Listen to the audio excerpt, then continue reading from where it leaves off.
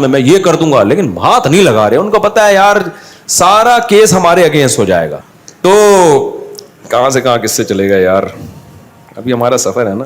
اب دیکھو کس سے پھر یاد آتے ہیں نا. یہ نا کچھ لوگ اپنے اوپر گھننے بنے ہوئے ہوتے ہیں. دوسری شادی کر کے اب پہلی بیوی کے سامنے ایسا بنے گا جیسے جادو ہوا ہے مجھ پہ, جن نے کرائی ہے میری دوسری شادی. گھننے بن جاتا ہے, وہ ترس کھا رہی ہوتی ہے, ہائے بیچارے کو کیا ہو گیا. میں نے جب اللہ معاف فرمائے دوسری کی تھی نا, میں زیادہ رو رہا تھا,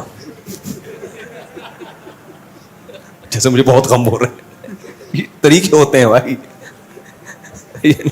تو ایسے ہاں وہ نا بہت ڈرامے چل رہے ہوتے ہیں, تو کچھ لوگ مسلط کر رہے ہوتے ہیں, کوئی مسئلہ ہوتا ہے ان کے ساتھ. ایک نوجوان آیا اپنے ابا کو لے کے, اس نے کہا میرے ابا میں شادی کرنا چاہتا ہوں, ابا نہیں مان رہے, آپ ان کو سمجھائیں. رشتہ اچھا تھا. میں نے کہا یار چلو میں سفارش کر دوں, کام ہو جائے تو اچھی بات ہے یار میری سفارش پہ. میں نے کہا ابا کو لے آؤ. تو اتوار کو میں نے ٹائم دیا, وہ آگے ابا نہیں آ رہے, ابا کھڑے ہوئے گیٹ پہ. میں نے کہا ابا کو لا بھائی, میرے اور بھی دنیا میں کام ہے. کہہ رہے ہیں ابا کو پتہ نہیں کیا ہو گیا, ہاتھ پاؤں ان کے مڑ رہے ہیں اور سکتے میں چلے گئے ہیں نا گیٹ پہ.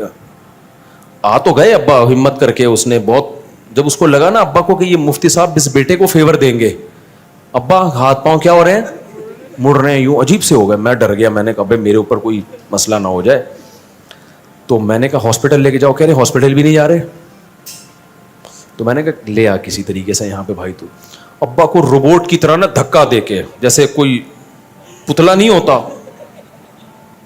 ابا آ رہے ہیں ایسے نا یوں. اب کسی کی غیبت نہیں ہے, پرانا قصہ ہو گیا, کیا پتا چلے گا کسی کو.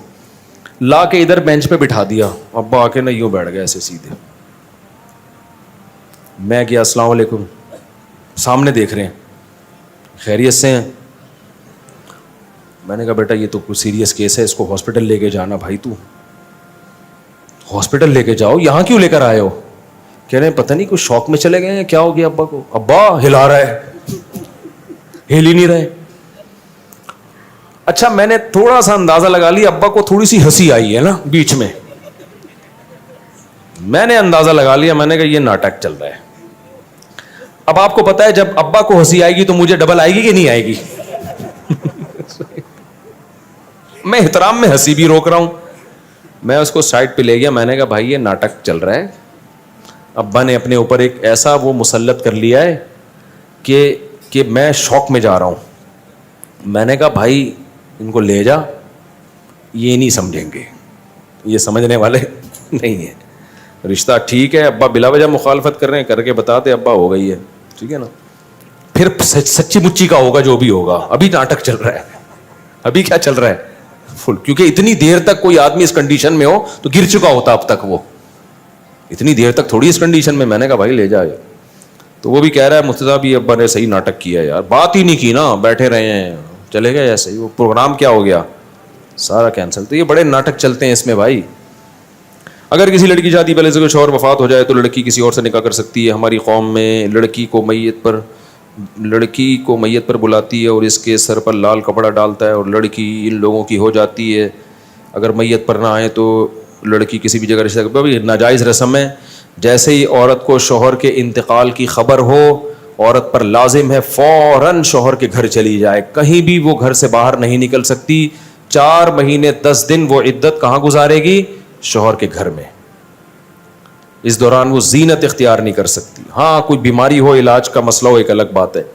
تو پھر 4 مہینے 10 دن کے بعد وہ آزاد ہے, جہاں چاہے شادی کرے. وہ قرآن نے کہا لا تعضلوہن ان ینکحن ازواجہن, اب کسی کو اس کو شادی سے روکنے کی اجازت نہیں ہے. اچھا میرے بھائی ہم رشتہ داروں کے یہاں جا رہے تھے, میں نے کپڑے استری نہ کی اور کہا کہ ہمارے نبی کے کپڑوں پر تو پیمن لگے ہوتے تھے. یہ غلط بات کی آپ نے. ہمارے نبی صلی اللہ علیہ وسلم نے غربت کو خود اختیار کیا ہے, سمجھ رہے ہو. جب غربت کو اختیار کیا تو آپ کے پاس کپڑوں کے پیسے ہی نہیں ہوتے تھے, اور آپ کے تو اکاؤنٹوں میں ٹھیک ٹھاک پیسے پڑے ہوئے ہوتے ہیں, ابا کے جیب میں بھی ہوتے ہیں, آپ کی جیب میں بھی ہوتے ہیں. تو اس کی اسلام میں مثال نہیں ملتی کہ پیسہ ہو اور آپ اس کو استعمال نہ کرو. ایک صحابی کو نبی نے پراگندہ بالوں میں پھٹے پرانے کپڑوں میں دیکھا. آپ نے فرمایا کہ اللہ نے تمہیں پیسہ نہیں دیا کہ اپنے حالت کو درست کر لو. کہا کہ ہاں دیا ہے. آپ نے فرمایا ان اللہ یحب ان یرا